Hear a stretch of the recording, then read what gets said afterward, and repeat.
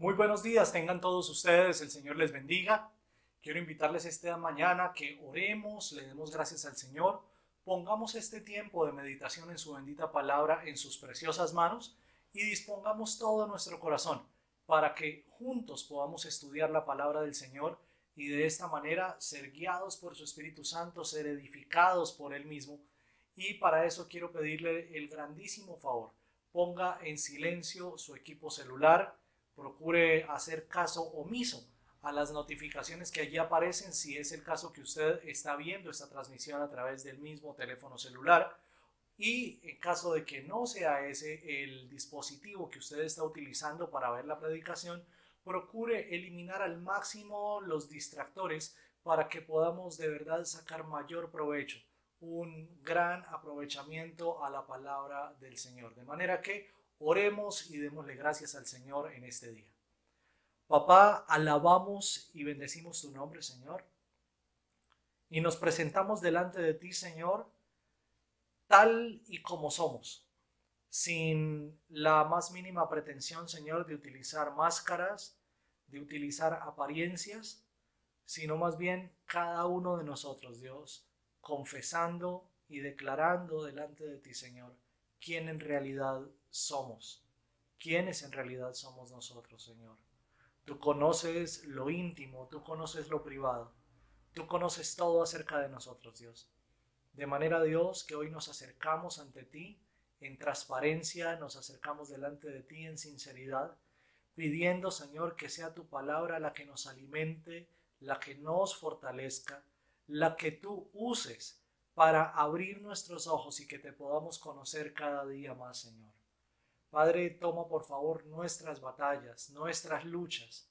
Toma, Señor, todo tipo de angustia, todo tipo de ansiedad, de tristeza, todo tipo de batalla, Señor, que se esté alzando hoy en el corazón de cada uno de tus hijos, Señor, y vence tú en nuestro corazón, vence tú en nuestra mente, Señor amado, y permítenos al día de hoy, Señor, estar atentos a tu palabra. Que nuestro corazón, Señor, sea tierra fértil, donde tu palabra caiga como semilla, Señor, para germinar, para crecer y para producir el fruto que tú mismo quieres en la vida de cada uno de nosotros. Todo esto, Señor, lo pedimos en el nombre del Padre y del Hijo y del Espíritu Santo. Amén y amén. Quiero dar de nuevo la bienvenida a todos ustedes que al momento se están uniendo a la transmisión. Que el Señor les bendiga, que tengan ustedes un excelente día.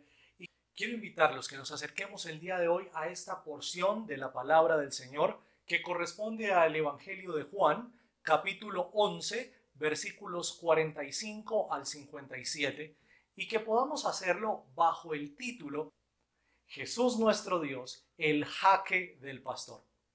Quiero invitarlos que hagamos esta lectura de la palabra del Señor de manera mixta.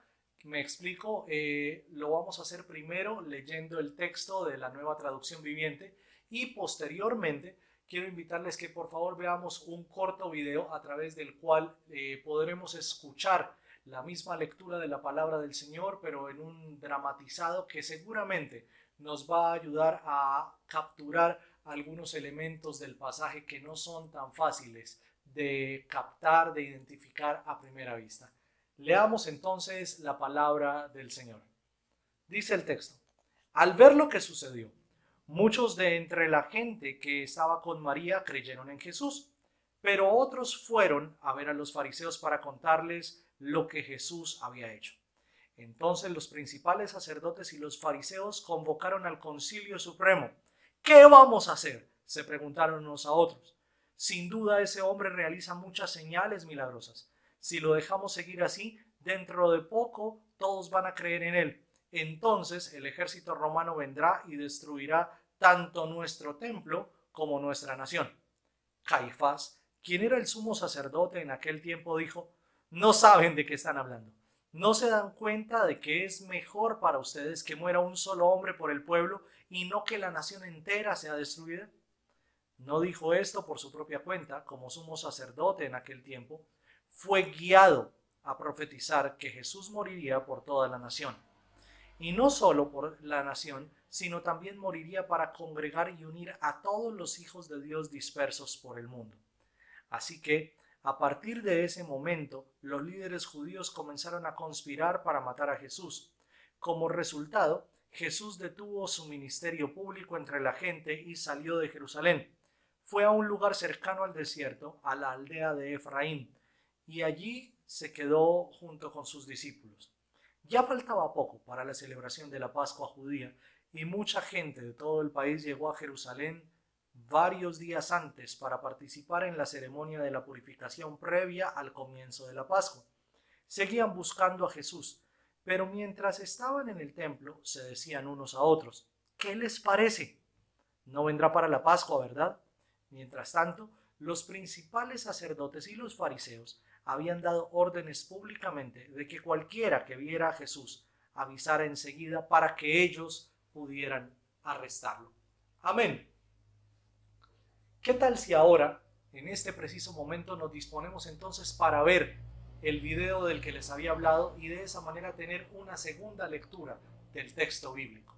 Muchos de los judíos que habían ido a ver a María y que habían presenciado lo hecho por Jesús creyeron en él. Pero algunos de ellos fueron a ver a los fariseos y les contaron lo que Jesús había hecho. Entonces los jefes de los sacerdotes y los fariseos convocaron a una reunión del consejo. ¿Qué vamos a hacer?, dijeron. Este hombre está haciendo muchas señales milagrosas. Si lo dejamos seguir así, todos van a creer en él. Y vendrán los romanos y acabarán con nuestro lugar sagrado e incluso con nuestra nación. Uno de ellos, llamado Caifás, que ese año era el sumo sacerdote, les dijo: ustedes no saben nada en absoluto. No entienden que les conviene más que muera un solo hombre por el pueblo y no que perezca toda la nación. Pero esto no lo dijo por su propia cuenta, sino que como era sumo sacerdote ese año, profetizó que Jesús moriría por la nación judía y no solo por esa nación, sino también por los hijos de Dios que estaban dispersos, para congregarlos y unificarlos. Así que desde ese día convinieron en quitarle la vida. Por eso Jesús ya no andaba en público entre los judíos. Se retiró más bien a una región cercana al desierto, a un pueblo llamado Efraín, donde se quedó con sus discípulos.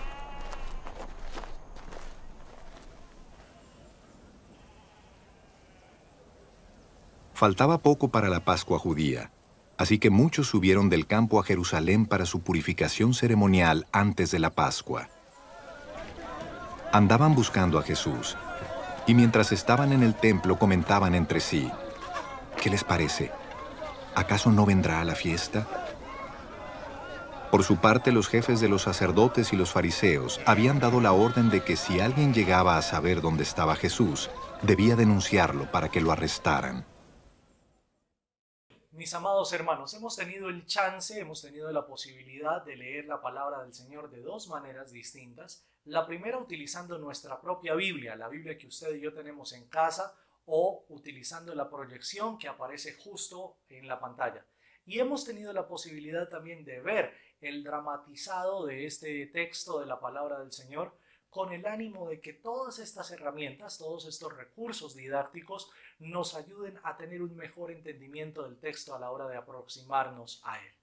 Les había comentado hace un instante que el título que le he dado a esta enseñanza es Jesús nuestro Dios, el jaque del pastor. Y esto tomándolo desde la figura empleada en el juego del ajedrez, y lo he tomado no porque sea un experto, no porque sea el más avesado de los jugadores de ajedrez, sino porque me parece fascinante la similitud entre la jugada del jaque del pastor con lo que Jesús está haciendo en la narrativa del Evangelio de Juan. Grosso modo, y espero no estar incurriendo en alguna falta contra el deporte ciencia, ¿verdad?, contra el ajedrez, pero a un vuelo de pájaro, el jaque del pastor es una movida, es una jugada que se realiza en 4 pasos. 4 pasos a través de los cuales se pone en jaque al oponente sin darle chance de ningún tipo de respuesta. Es un jaque fulminante, es un jaque mate, ¿verdad? Pero entonces se realiza a través de 4 jugadas, de 4 movimientos. Y esto me parece supremamente importante. ¿Por qué razón? Porque ocurre que en el Evangelio de Juan vamos a encontrar en el capítulo 10 a Jesús identificándose como el buen pastor de las ovejas. El buen pastor, el príncipe de los pastores, y pudiéramos decir también el pastor por excelencia de la iglesia del Señor.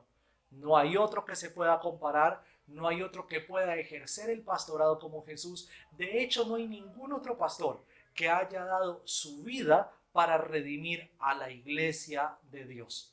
De manera que Jesús en el capítulo 10 se presenta como el buen pastor. Primer elemento. Y luego, a través de 4 movimientos, Jesús va a poner en jaque a toda la institución religiosa.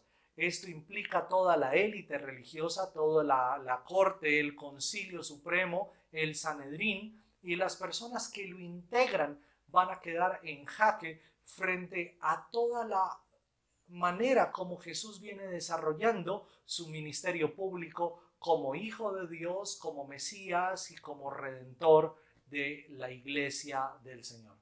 De manera que la primera de esas jugadas, por llamarlo de esa manera, por armonizar el título del título de nuestra enseñanza con el pasaje, es la sanidad del paralítico en el estanque de Betesda.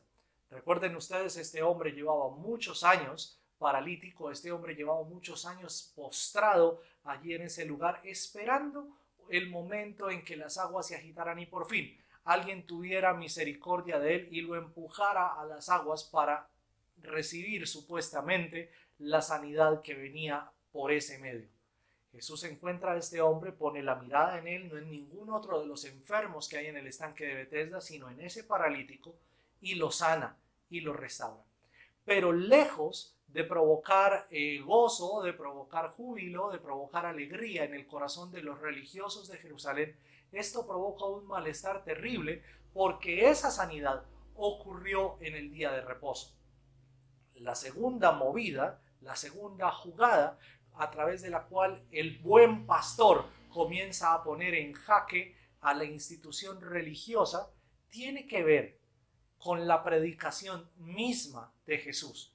Después de que Jesús ha sanado a este paralítico, se dispone a ir al templo y en el templo comienza a enseñar y a predicar y comienza a anunciar que Él mismo es el pan que descendió del cielo, que Él mismo es la luz, que Él mismo es el agua de vida.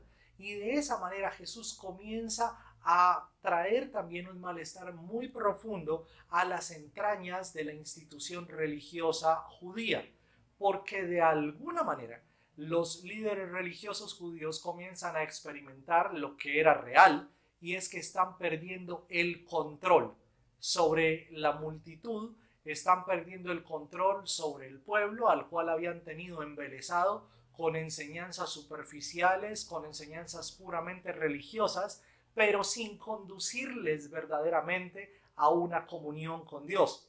Ahora Jesús, el Hijo de Dios, está arrinconando a esa institución religiosa con sus actos, pero también con su predicación, y está evidenciando que todos estos religiosos, que todos estos predicadores, que todos estos maestros de la ley son solamente personas que han querido sacar provecho de la religión para ellos mismos lucrarse, para ellos mismos enriquecerse y para ellos estar gozando de unas comodidades que pocas personas podían tener en ese momento histórico en Jerusalén.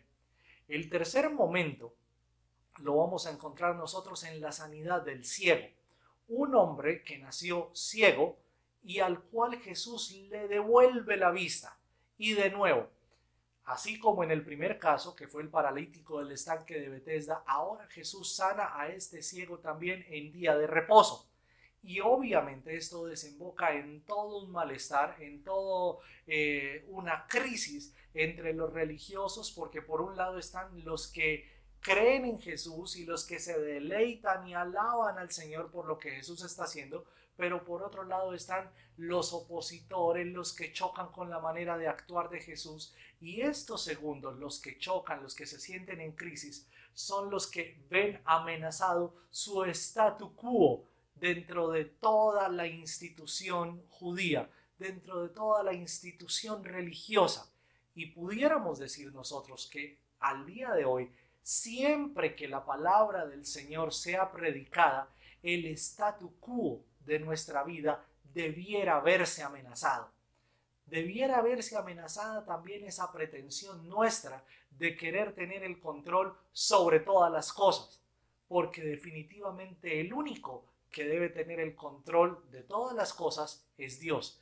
Pero cómo nos cuesta trabajo y cómo nos genera batallas y cómo nos genera conflictos no tener el control, no tener las riendas, no poder dirigir el timón nosotros mismos, aún a pesar de saber que el timón está en las mejores manos, que son las manos de Dios.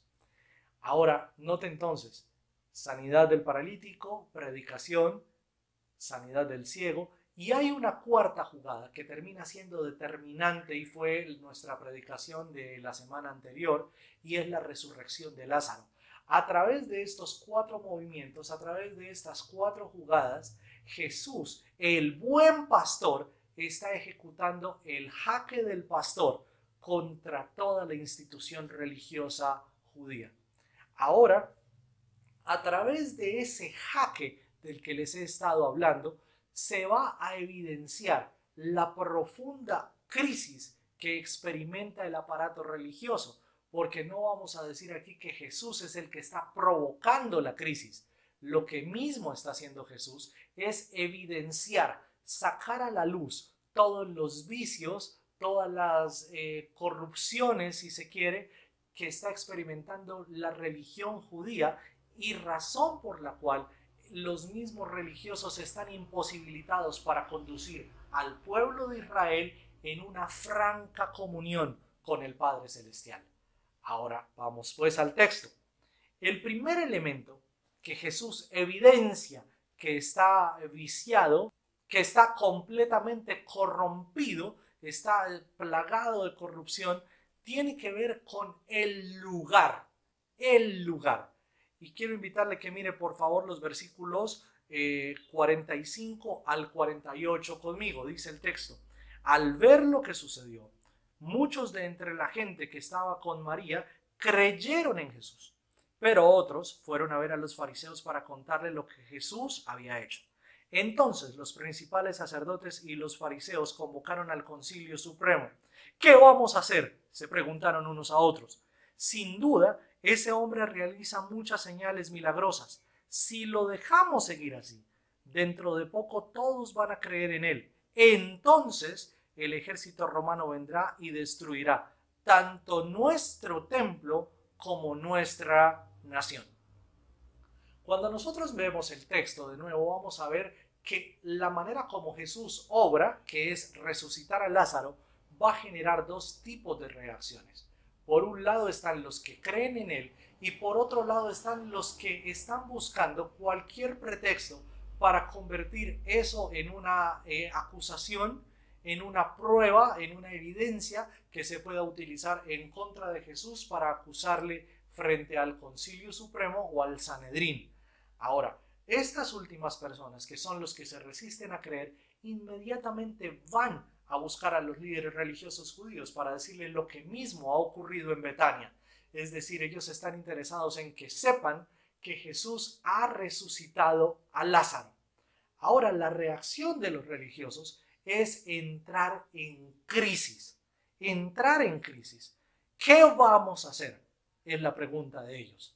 Y ese qué vamos a hacer es porque ya está claramente expuesto que el poder de Jesús viene del cielo, que el poder de Jesús emana de Dios mismo. Luego ellos están en franca desventaja porque todo lo que ellos han estado enseñando se queda solamente en dichos, pero sus acciones no respaldan su predicación. En otras palabras, los líderes religiosos del pueblo de Israel tienen divorciado el dicho y el hecho. En cambio, Jesús va a manifestar que su dicho y su hecho están en perfecta armonía, y eso está respaldado por el poder y por la gracia de Dios que obra estas señales y estos prodigios a través de su Hijo. Sin duda alguna, Él realiza muchas señales milagrosas. Si lo dejamos seguir así, y noten entonces ahora, si lo dejamos seguir así, luego ellos están interesados en poner un punto final a la persona de Jesús y a su ministerio público. Si lo dejamos seguir así, dentro de poco todos van a creer en Él. Y quiero hacer notar lo siguiente: la preocupación de estos no es que la gente está llegando a creer en Dios a través de Cristo. De hecho, ni siquiera lo están contemplando. La preocupación de ellos es que tienen una pérdida significativa de sus adeptos, de sus seguidores, de sus partidarios, porque Jesús está convenciéndoles, Jesús está persuadiéndoles con su predicación, pero también con sus acciones. Note, ellos tienen una crisis en su corazón porque sienten que están perdiendo popularidad. Al día de hoy, pudiéramos decir que también Dios está propiciando espacios en los que la religiosidad está perdiendo adeptos.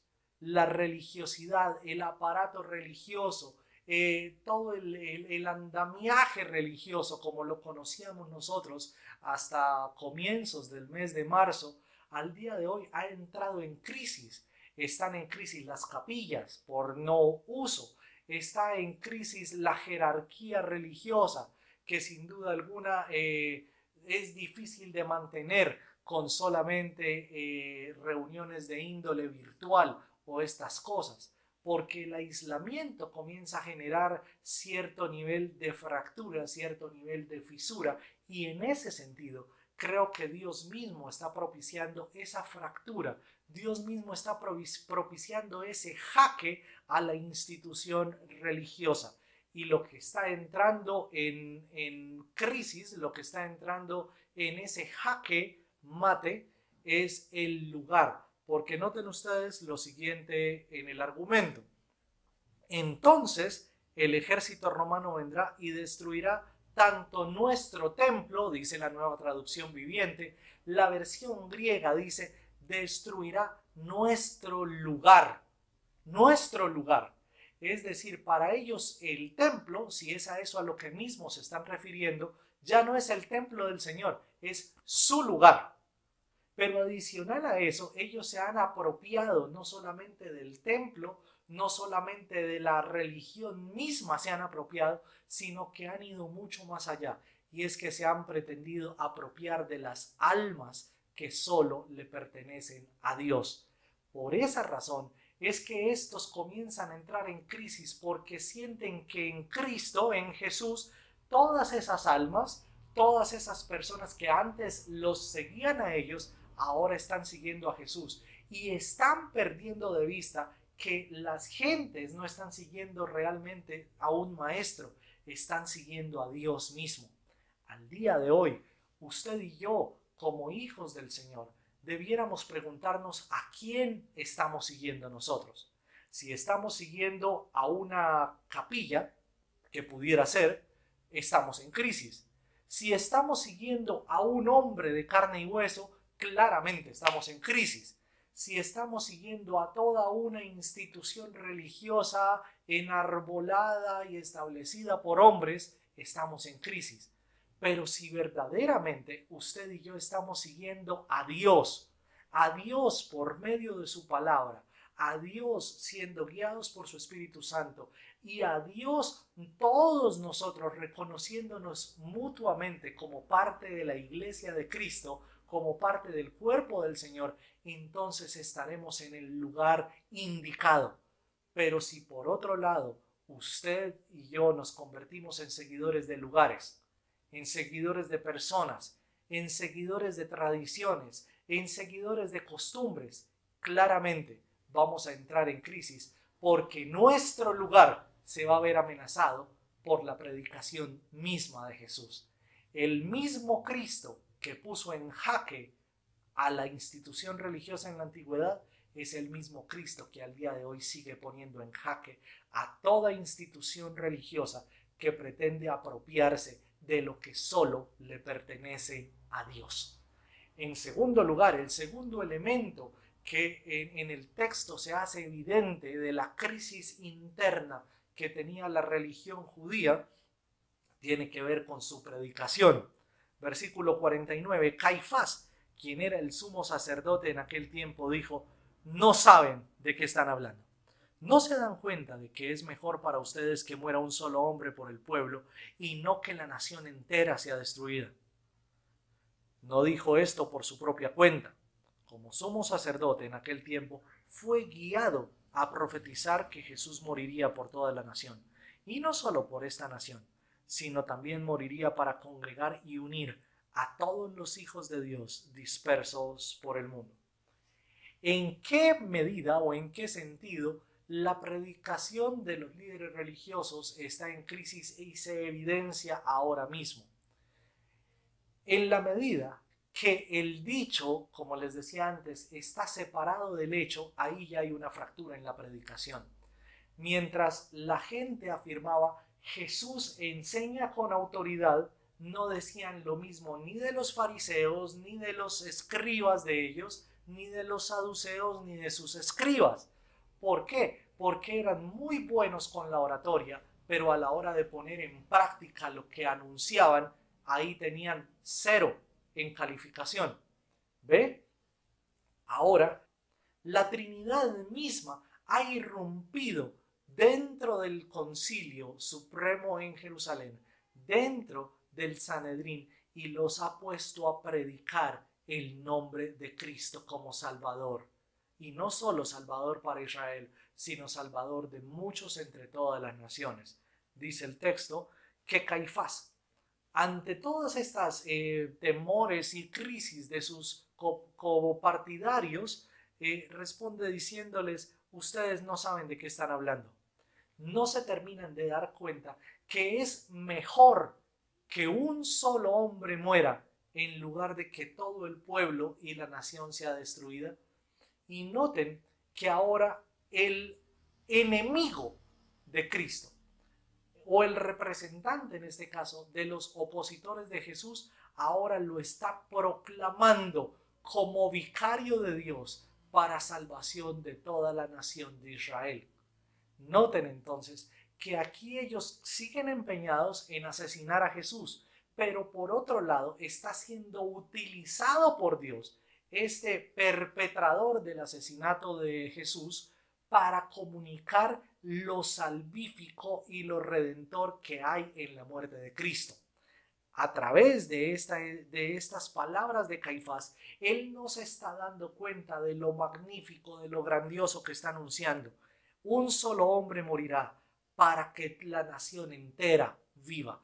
Y no es esto distinto de lo que posteriormente anuncia el apóstol Pablo en la carta a los Romanos, cuando nos dice: por un solo hombre el pecado y la muerte entraron al mundo, pero también por un solo hombre ahora ha venido la vida eterna y la salvación a nosotros. El primer hombre fue el primer Adán. El segundo hombre es Cristo como segundo Adán, redimiendo y salvando a todos los que son suyos. Y el texto, es decir, Juan el Evangelista, nos hace notar que todo esto,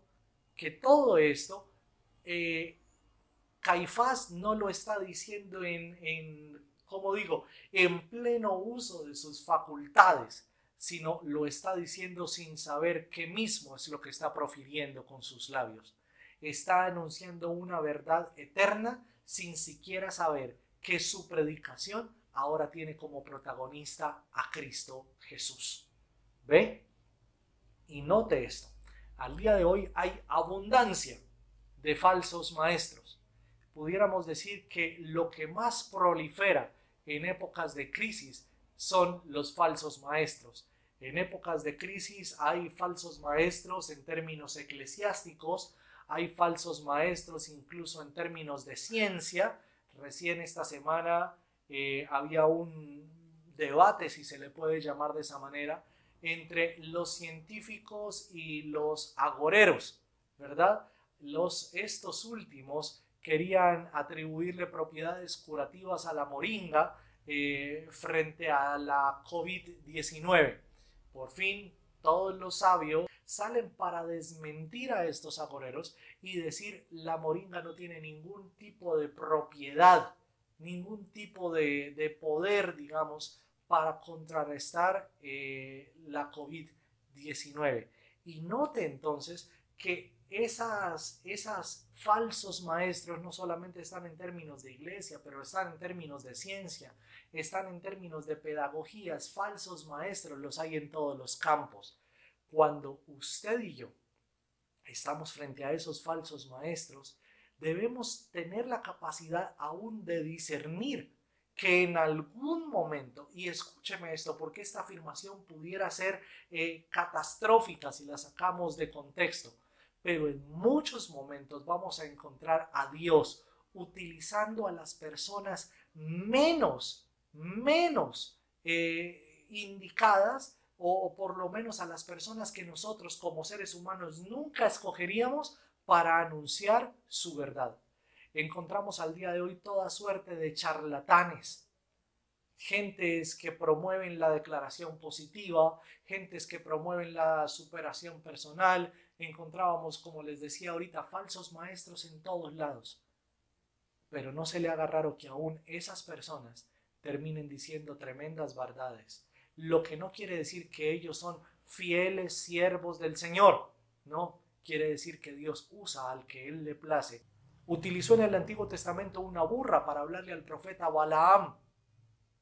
En el Nuevo Testamento utilizó a un hombre torpe como Pedro para decir tú eres el Cristo, el Hijo del Dios viviente, sin que Pedro siquiera supiera qué mismo estaba diciendo. Y ahora encontramos en este texto al sumo sacerdote, tremendo opositor de Jesús, diciendo es necesario que uno solo muera para que toda la nación sea salva.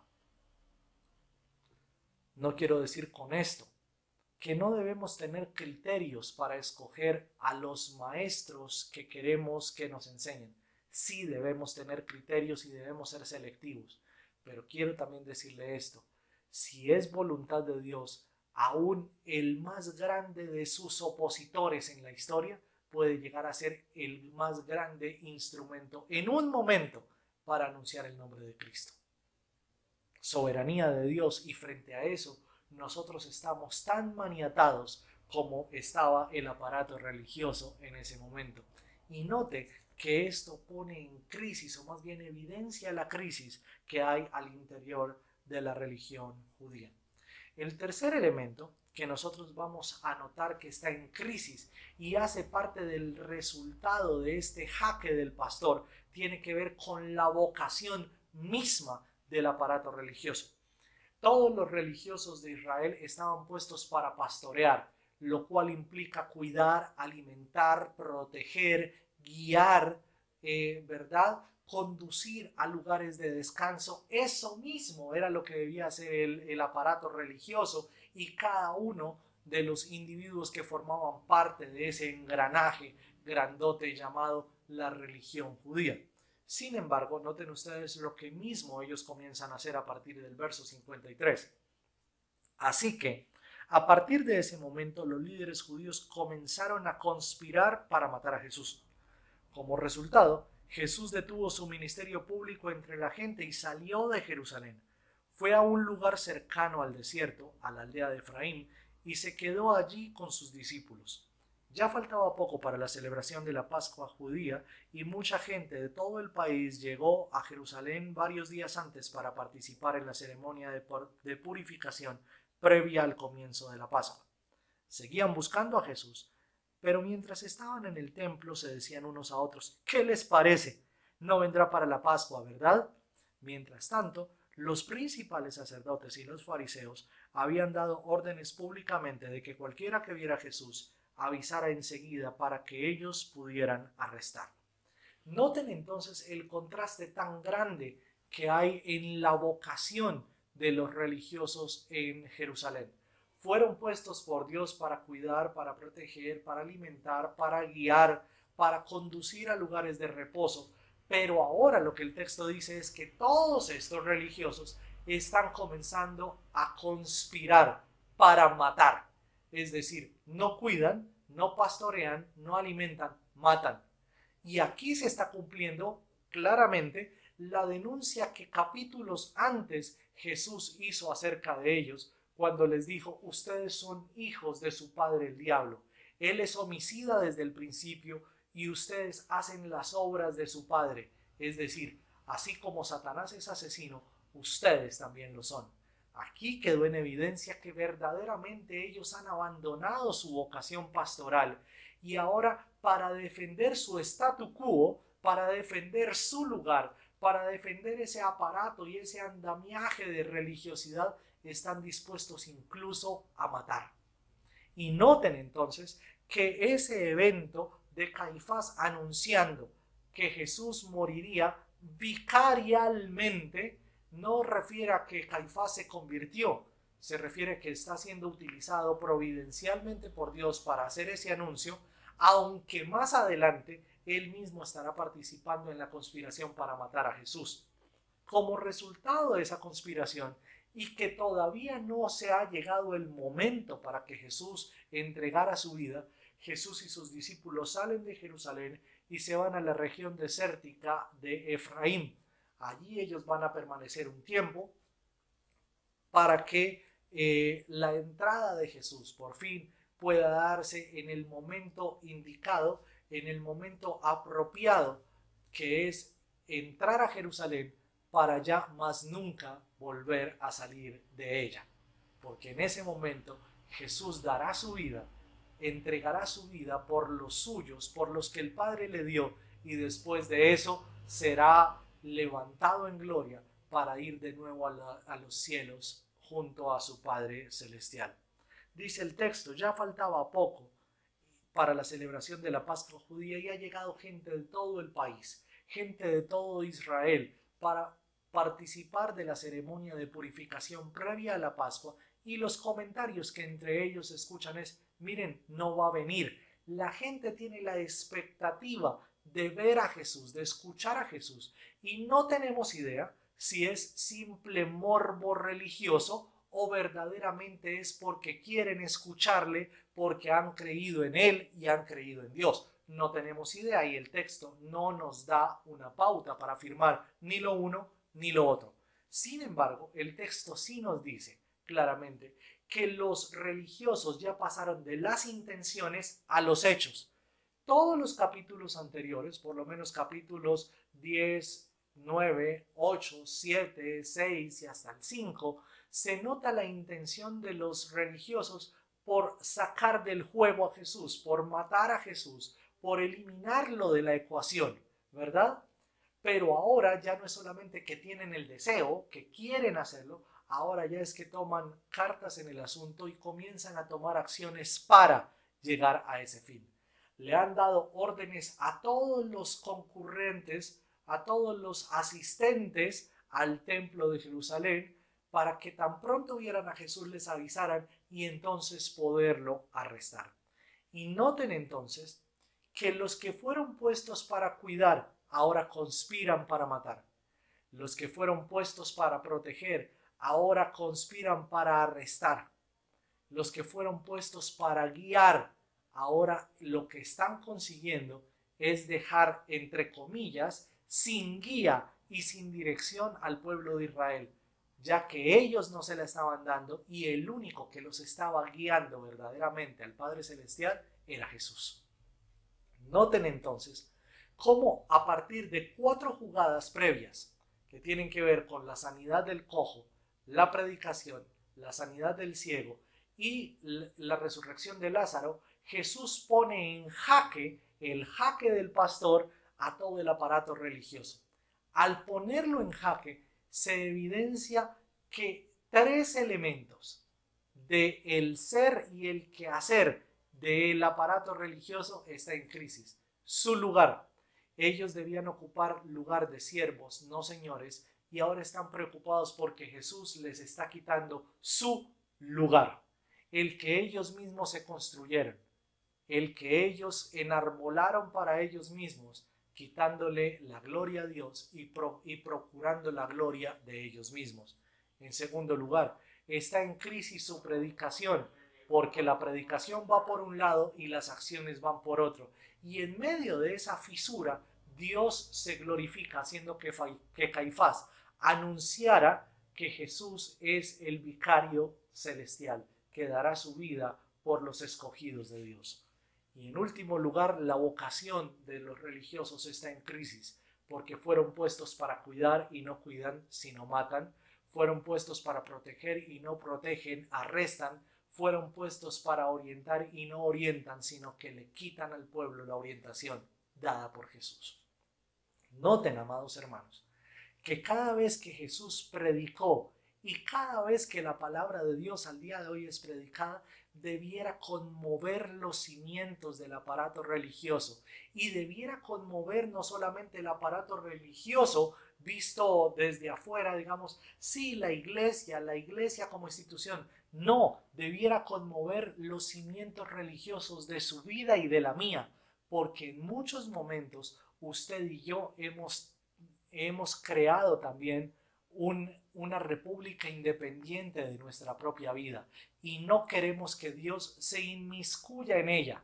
Queremos que Dios nos bendiga, queremos que Dios nos cuide, queremos que Dios nos dé, pero no queremos que Dios gobierne sobre nosotros.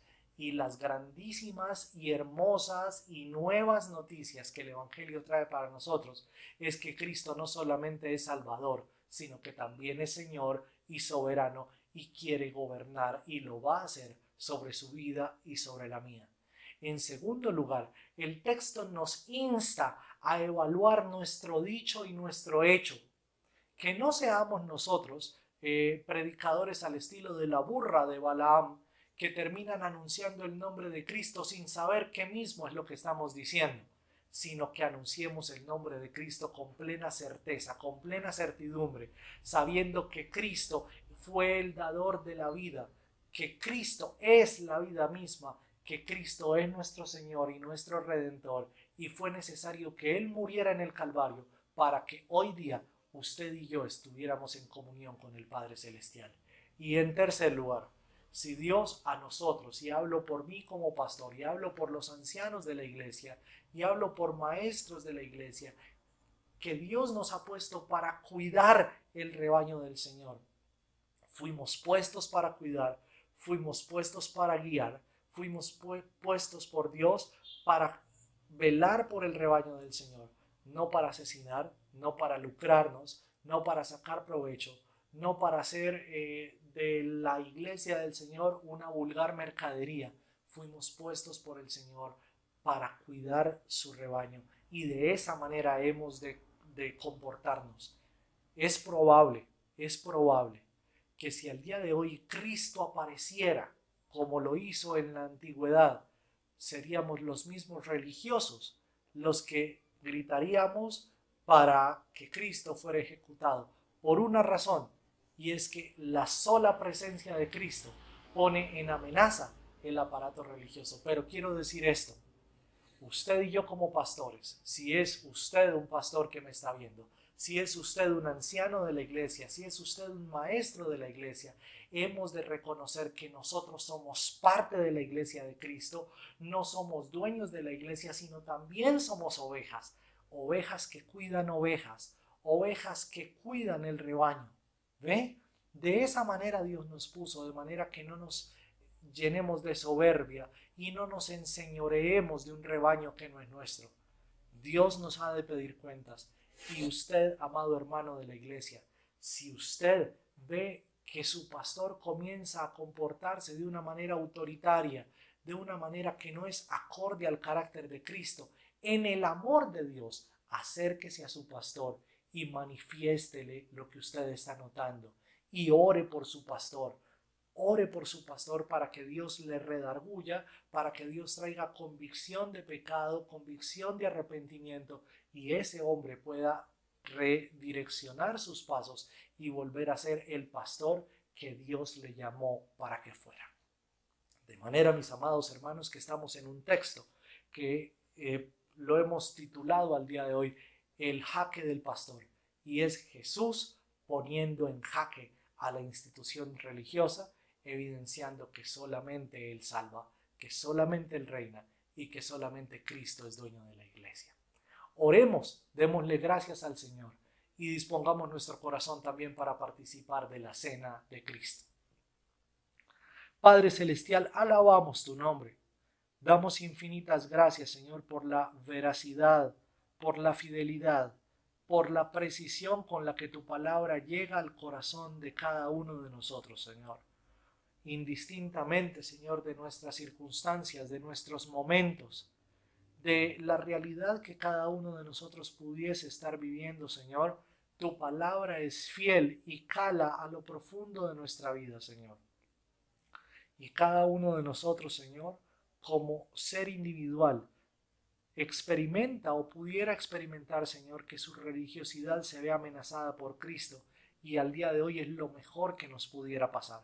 Que Cristo amenace nuestra religiosidad para que todo lo vano desaparezca y quede solamente el verdadero fundamento de la fe que se llama Cristo, y el verdadero fundamento de la fe que, como dice el apóstol Pablo, es la Escritura, lo que nos anunciaron los profetas y lo que nos anunciaron los apóstoles del Señor.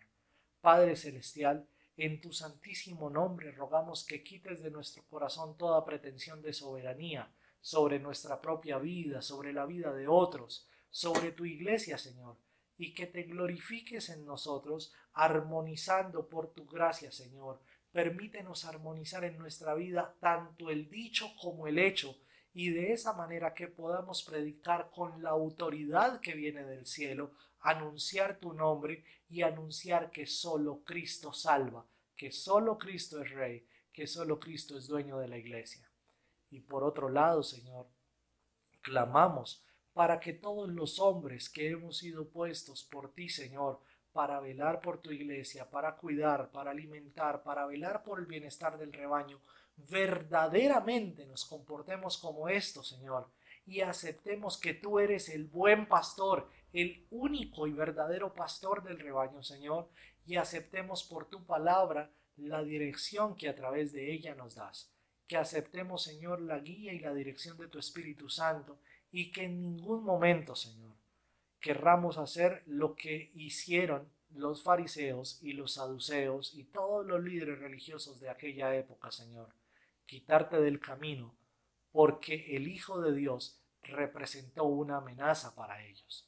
Señor, sacude nuestra vida de todo lo falso, sacude nuestra vida de todo lo que no fue puesto por ti, Señor, y solamente deja el cimiento tuyo, que se llama Cristo, que se llama tu palabra y que se llama tu obra, que no terminará hasta cuando regreses por tu iglesia, Señor.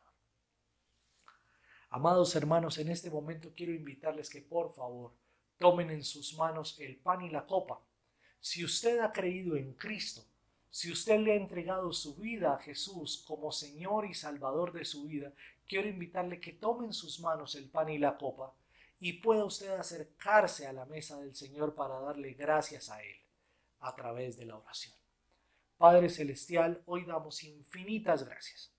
Somos privilegiados de poder acercarnos a la mesa, reconociendo que Cristo nuestro Señor dio la vida por cada uno de nosotros. Ayúdanos a vivir en gratitud, en obediencia como respuesta, Señor, a la obra gloriosa que tú hiciste en el Calvario. Diste tu vida por nosotros. Tu muerte significó nuestra vida. Tu humillación significó la recepción de cada uno de nosotros al reino de los cielos. Señor, y al día de hoy, los que no éramos hijos, somos tus hijos. Los que no éramos pueblo, somos tu pueblo. Los que no teníamos valor alguno, ahora somos tu especial tesoro, porque Cristo Jesús lo hizo posible en la cruz del Calvario. Señor, por tu Espíritu Santo, santifícanos, lávanos de nuestra maldad por medio de tu palabra y prepáranos para ese día glorioso, cuando nuestro Señor Jesucristo regrese por su iglesia. En el nombre de Jesús participemos del pan y la copa. Jesús, Señor de la creación, siendo en forma de Dios, se despojó de sí mismo, tomó la semejanza de hombre y siendo puro y sin mancha, entre nosotros vivió, y asimismo se humilló, tomando forma de siervo, hasta su vida entregar, y en una cruz terminar. Mas Dios a lo sumo lo exaltó y su nombre engrandeció, para que ante su autoridad toda rodilla se doble y toda lengua confiese que Jesús es el Señor.